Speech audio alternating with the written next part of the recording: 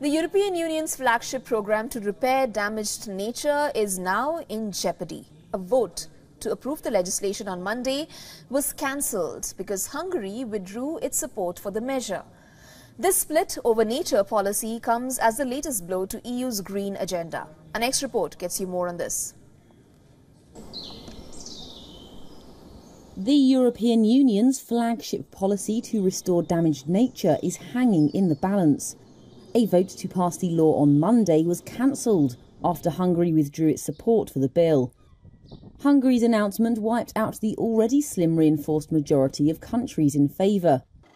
The nature law is the latest EU environmental policy to come under fire as policymakers try to respond to months of angry farmers' protests over complaints, including strict green EU regulations. In attempts to quell these protests, the EU has already weakened numerous green rules. Hungary's Environment Secretary Anikő Rais said the refusal to back the bill is not an opposition to protecting nature.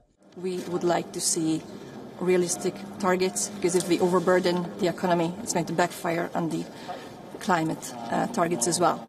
Some EU diplomats said Hungary's already large protected natural areas meant the country could comply with the content of the EU nature law and suggested Budapest's move was purely political. Environment ministers were due to discuss their next steps on the law on Monday afternoon, with some, including Spain's Teresa Ribera, warning against cancelling the policy. I think this is a very, very important file. I think that Europe cannot afford missing, killing its nature. It is so important to restore nature.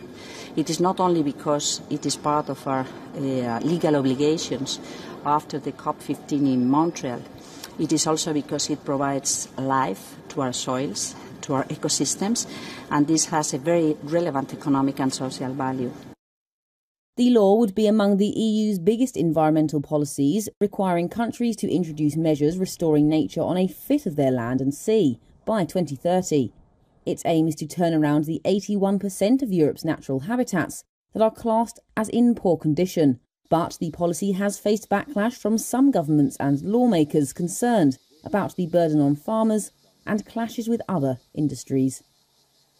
For all the latest news, download the WION app and subscribe to our YouTube channel.